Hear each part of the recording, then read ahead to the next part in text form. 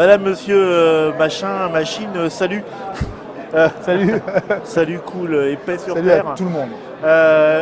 Nous sommes toujours en direct du Festival de Cannes et je suis venu, alors tant pis pour vous, parce que il y a mon collègue Lebeau, physiquement, qui est parti manger parce que tout ça s'enchaîne à Vous une êtes tous vitesse. beaux à Trick Track. Voilà. Voilà. Et donc j'ai à mes côtés monsieur Dai Dincher Si tu veux, ouais. Si tu- de Capsicum, Capsicum, ouais, c'est ça. de Capsicum Gamme, qui est venu nous présenter. Alors Capsicum, on te connaît déjà, tu es déjà venu à la Trick Track TV. La toute première fois, c'était il y a un an sur ce stand. Un an, tu étais t'imagines. beaucoup plus jeune déjà. J'étais plus jeune, beaucoup plus naïf et tout nouveau avec mes deux protos Alors, sous le bras. Tu es toujours un tout nouveau au bout d'un an. C'est clair, En fait. c'est tout à fait clair. Ouais. Et donc tu es venu sur ce salon, c'est ton premier Cannes en tant qu'exposant. En tant qu'exposant, oui. Voilà. Ouais, tout à fait. Donc tu es passé de l'autre côté du miroir. Exactement, et c'est très très bon. Et tu as produit donc déjà 2 jeux dans ta Corporate International maison d'édition. Ouais, si on veut. International, pas complètement, mais oui, tout à Alors, fait. 2 Ouais. jeux qu'on fait parler d'eux. On Bah, va c'est les commencer deux par que j'avais amenés l'année les deux dernière. qu'on hein. avait amenés. Donc là, pour vous rappeler, Ratchakla, Bracha, Chana. Le très beau Speakeasy. Voilà, Speakeasy. Speakeasy, alors tu vas me le dire, tu vas me le faire en chinois? Non, Non, non, je vais pas Comment te faire. comment ça s'appelle le jeu chinois? Lusanchi. Lusanchi, voilà, Ouais, c'est ça. ouais. Donc il y a un petit jeu, Pour une deux. adaptation d'un Ouais. jeu traditionnel chinois, Oui. on va dire quoi, 18e, 19e siècle? Peut-être, je sais On pas, c'est a pas le- évident. Il y a des gens très savants qui se penchent Voilà. sur la question. L'origine J'attends n'est leur pas claire. rapport. Qui ressemble à du Stratego, Tout à et fait. pour cause, le Stratego a été inspiré de ce même jeu paraîtrait, ouais, chinois. tout à fait, ouais. Donc c'est un jeu à information cachée Ouais. que vous avez retranscrit dans la période Prohibition. Prohibition, en fait, on a voulu faire ce jeu d'affrontement qui est très guerrier à la base. On a voulu le rendre accessible au maximum de monde parce que c'est la mécanique est super intéressante. C'est beaucoup plus léger que le Stratego et plus fin peut-être. Et du coup, on a voulu apporter cette mécanique au maximum de monde. Et du coup, enlever le thème très guerrier, c'était une façon de toucher plus de gens. Donc là, il y a des trafiquants d'alcool. Voilà, Il y a c'est des gamins, gangsters et il y a des enfants. des dames de fête exprès. C'est ça. Enfin bref, il y a toute la faune Des gangsters du possibles, Chicago, imaginables, voilà, des de Tony de Gunner, l'époque. des corrupteurs. Voilà, c'est un très joli jeu. Alors il est tout petit, les pièces sont en bois. C'est ça. C'est assez raffiné en fait, tu vois, comme jeu. Bah, c'est dans l'esprit, hein. Les couleurs, tu vois, on a des couleurs qui sont pas courantes, avec des couleurs pastel, jaune, bleu, vert, enfin c'est... Bon, ça coûte combien?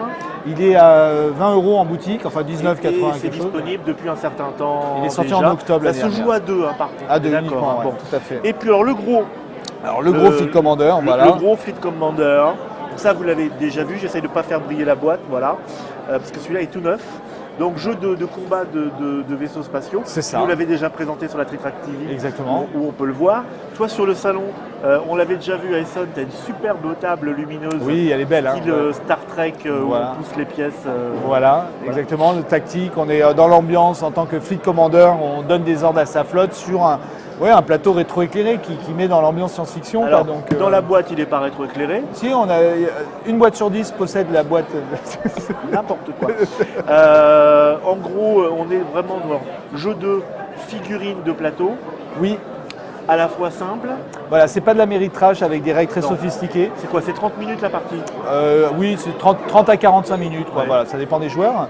Et l'idée, c'était vraiment de rendre, de rendre accessibles les jeux de baston avec des figurines sans avoir des règles à l'américaine très compliquées. Et donc la mécanique, elle est appréhendée en 5 minutes, on sait jouer. Et c'est pas la maîtrise des règles, etc. qui fait que. Et pourtant, c'est un jeu qui va être très simulationniste, où vraiment vous êtes. Le joueur est vraiment un Fleet Commander qui donne des ordres tactiques, c'est un jeu très tactique. Il y a monsieur Tastaf qui dit qu'il a craqué, ou alors moi j'ai craqué aussi. Non, merci. Je suis Oui, pas c'est vrai. forcément un grand client justement de la Méritrash habituellement. Non. Et puis quand j'ai vu ton jeu avec le look, j'ai fait oula, qu'est-ce que c'est que ça? bah ouais. Tu te rappelles? Oui, bien sûr. Toi, hein. tu disais oh merde. Et, Galère, et donc j'ai dû. Ma première partie, ça devait être avec Benoît Forget. c'est vrai. Ouais, je me souviens. Qui était ça, qui m'a foutu une belle tôle d'ailleurs, je crois. Oui, je crois, ouais. Mais- Il t'a pas ménagé, ouais. Mais j'ai trouvé ça à la fois simple et vraiment subtil en même temps, quoi. Ça, Bah, c'est c'était l'idée, une vraie découverte pour le coup là. D'accord. Bah, c'est les retours qu'on a, c'est-à-dire que C'est un jeu qui rend, voilà, on est dans une ambiance très geek, gros jeu, mais pas avec un gros jeu. C'est ça. Et un jeu qui est très accessible. Et alors, ce qui est génial, c'est Même les vieux peuvent y jouer. et les vieux et les jeunes. Et en fait, alors je ne sais pas si c'est courant dans le milieu, moi ça m'a très étonné. On reçoit des mails de remerciements de papas qui disent c'est super, je joue avec mon fils avec ce jeu-là et les deux sont et on se fait plaisir tous les deux. Et c'est un peu un jeu à tiroir. Alors il ne faut pas croire que ce soit un jeu pour enfants non plus, hein, parce qu'il y a un système de règles avancées qui fait qu'on va avoir un jeu très très tactique. Nous on a beaucoup de wargamers qui adorent ce jeu. Et on a plusieurs niveaux de jeu, donc on peut jouer avec Junior, on peut jouer avec son pote et faire un jeu très fin, très tactique. Et si on a plusieurs boîtes de jeu, on va pouvoir faire du multi-plateau avec des grosses batailles. Nous on en fait quelquefois à 4 contre 4, ça dure 3 heures. C'est pas très long pour... Je peux passer une commande spéciale? Je t'en prie. Tu peux m'en faire un comme ça avec des bateaux? Tu sais que la toute première version, on a beaucoup hésité entre des voiliers 17e et des vaisseaux spatiaux. Ah ouais, moi j'aimerais bien. Alors j'aime bien les deux en fait. Ouais. Mais une version voilier combat naval 17e. Écoute, oui, alors la mécanique des dés, elle est oui, avec le vent, etc. Tu vois, enfin, si on veut faire un truc. Il y a des bonus là-dedans qui sont voilà, quand même très. Qui serait plus difficile. Les bateaux qui se téléportent, c'est plus compliqué à mettre en œuvre. Ouais, tout à fait. Bon, d'accord. Mais alors la grande nouvelle, voilà, c'est la petite boîte. Alors ça c'est quoi? C'est la première extension. Il n'y a rien derrière. Ben non, c'est un prototype encore. Voilà. Je te la montre. Alors attention, je ne fais pas briller comme ça. Donc c'est la première extension et c'est des nouveaux vaisseaux, c'est des nouvelles flottes. Alors dans cette extension-là, on propose un nouveau type de vaisseau. Les croiseurs, qui sont des classes 3, pour ceux qui ont déjà joué un peu à Fleet Commander. Et vous avez deux vaisseaux comme ça par flotte, qui ne sont pas dans la boîte de base.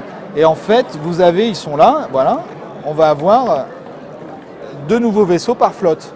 D'accord. C'est pas des petits machins. Non, c'est des intermédiaires. Ils sont un peu plus petits que le plus gros du jeu. Donc des nouveaux vaisseaux avec leurs règles, etc. pour ajouter du piment. Avec ces nouveaux vaisseaux, on va pouvoir composer. Très bon, mais très bon. Ah ouais, mais je les glisse quand je peux. Je les glisse quand je peux. Faut que j'arrive à glisser le gifle encore, mais voilà. Et donc, avec la possibilité maintenant de constituer sa flotte comme on veut, on choisit les vaisseaux qu'on veut avoir dans sa flotte. Et puis on va rajouter aussi des nouveaux terrains. Alors ça, c'est pas les visuels définitifs, j'ai pas eu le temps de les imprimer, mais qui vont être des nuages, un nuage de gaz et une anomalie. Non, ça c'est des versions de travail, hein, donc voilà, vous n'arrêtez pas dessus. Hein. Qui vont s'adapter sur le plateau, puisqu'il y a des tuiles mobiles sur le plateau, voilà. De manière à avoir des configurations de jeu. Des nouvelles armes spéciales, donc pour ceux qui connaissent le jeu, on va pouvoir customiser son gros vaisseau. On en avait 6 dans la boîte de base, là on en rajoute 3. Et puis surtout, donc le fameux multiplayer, dans cette extension, on va trouver tous les tokens nécessaires pour jouer en multiplateau.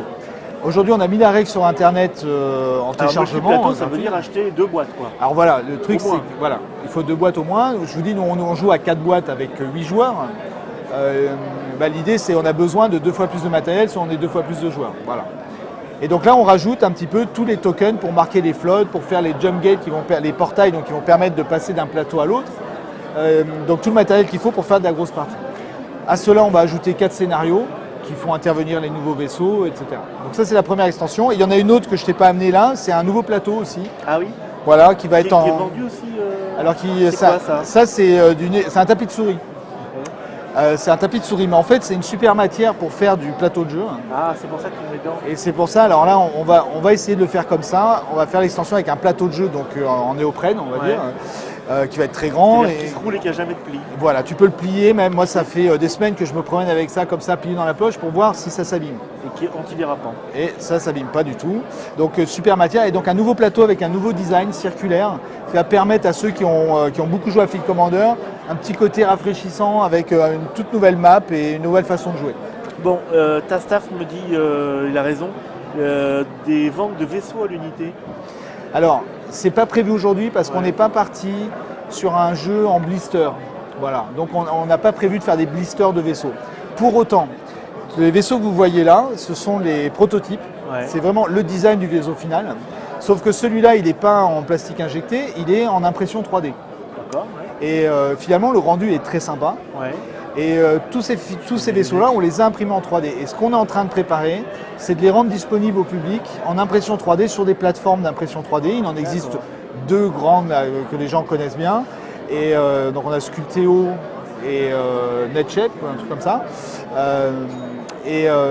L'idée, c'est de mettre les designs des vaisseaux disponibles sur ces plateformes de façon à ce que les gens qui ont envie d'en avoir beaucoup plus ou en avoir un de plus puissent les imprimer en 3D sur ces plateformes. Génial. Voilà.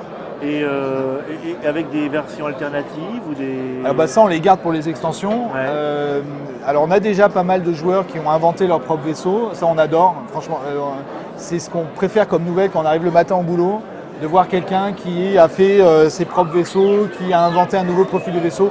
On adore ça, que les gens s'approprient le jeu, le fassent évoluer. C'est une mécanique qui est très efficace et très robuste. Donc en fait, elle est facile à... On peut greffer plein de choses dessus sans problème. Okay. Et on adore ça. Et dans les suppléments, on aura des nouveaux vaisseaux, des nouveaux profils, etc. Bon, comment ça se passe ton Cannes 2015, toi? Bah, écoute, très très bien. Je suis content, je suis beaucoup plus détendu qu'à Essen, qui a été mon premier salon dans l'absolu. Ah oui. Donc j'étais dans un état second incroyable. Donc Cannes, c'est le deuxième. Donc la deuxième fois, c'est plus facile. Et donc je suis un peu plus détendu. Ouais. On a un nouveau regard sur la chose, parce qu'on connaît maintenant, bien que ça change tous les ans. Oui. Mais écoute, on retrouve les éléments que j'avais vus l'année dernière. Le off est encore plus plein. Voilà. Ah oui, ça c'est terrible. Alors, quasiment problématique. Hier soir, c'était chaud quand même. Il y avait beaucoup de monde. Non, mais l'ambiance est sympa. Moi, tout le monde du jeu est là. On rencontre vraiment... moi, ça fait 1 an que je suis dans ce milieu-là.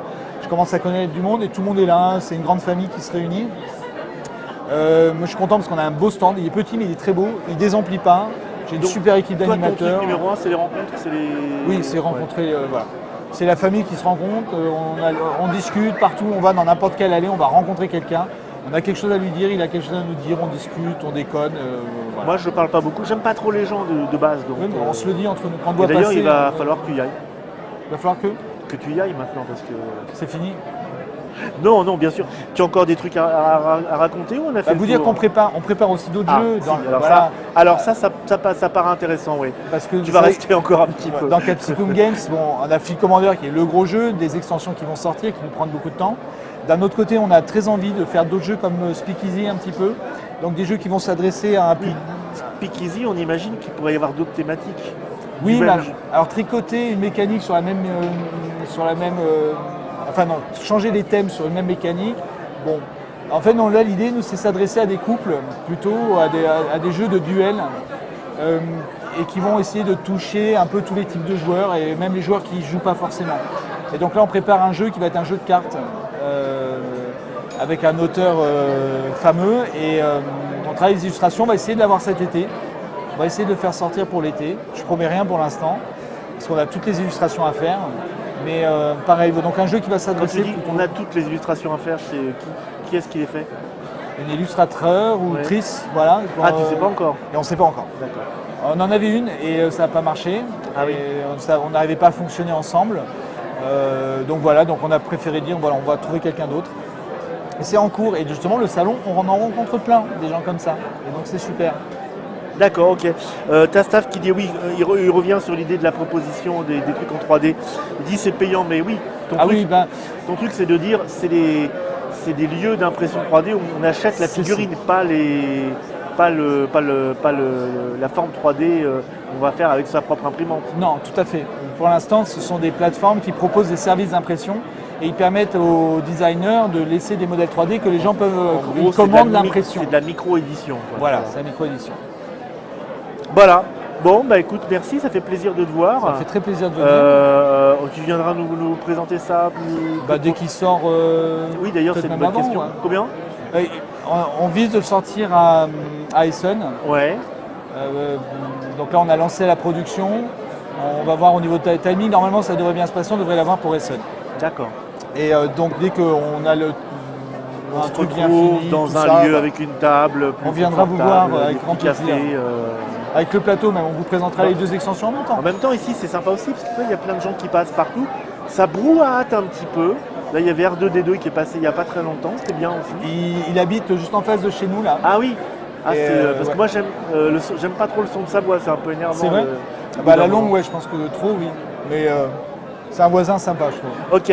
Bon, Didier, merci à toi d'être venu. On se retrouve bientôt. À très vite. Puis on va suivre avec attention tes prochaines aventures. Ouais. Ça coûtera combien? Alors, on n'a pas de prix encore officiel. Je peux donner une fourchette entre 20 et 25. Ah Voilà. oui, c'est déjà une fourchette entre 20 et 25. Ok, merci monsieur Didier. Merci, à vous de nous avoir suivis. On se retrouve tout de suite, je crois. Je pense qu'après, ça va être monsieur Assincon qui va venir nous revoir. Donc, ciao et à bientôt.